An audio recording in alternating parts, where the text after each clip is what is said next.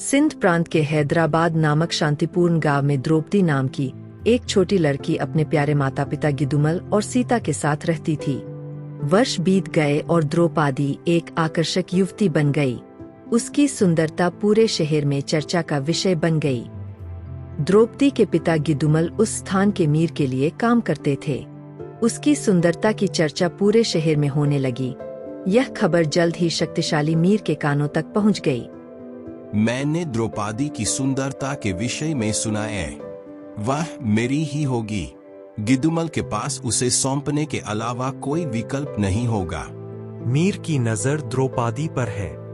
वह उससे शादी करना चाहता है और शादी से पहले वह चाहता है कि वह इस्लाम धर्म अपना ले। मैं अपना धर्म कभी नहीं बदलूंगी, कभी नहीं, कभी नहीं, कभी नहीं। तो फिर हमें यहाँ से चले जाना चाहिए। हमें कच्छ में शरण लेनी चाहिए।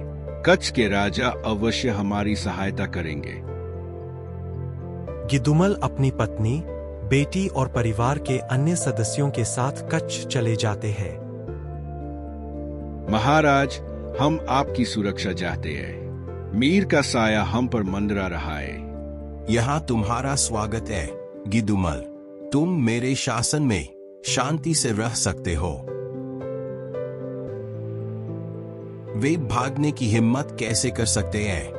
वे मेरे हैं। कच्छ के राजा को संदेश भेजो। वह मेरी अवज्ञा नहीं करेगा। गिदुमल और उसके परिवार को वापस लौटना होगा।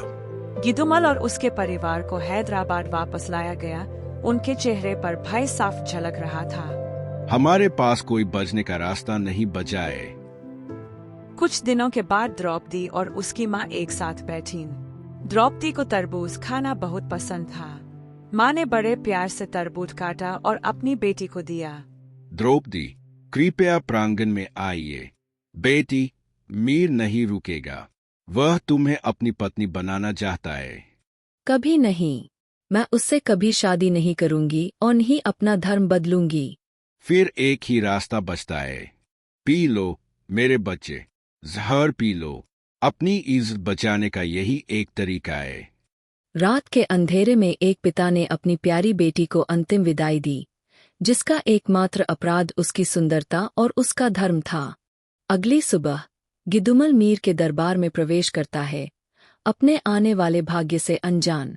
तुमने मेरी अवहेलना की। तुमने अपनी बेटी को मुझे देने के बजाय उसे मरने दिया। अब तुम्हें भी उसी भाग्य का सामना करना पड़ेगा। पहरेदार अपनी तलवारें खींचते हैं और वार करते हैं।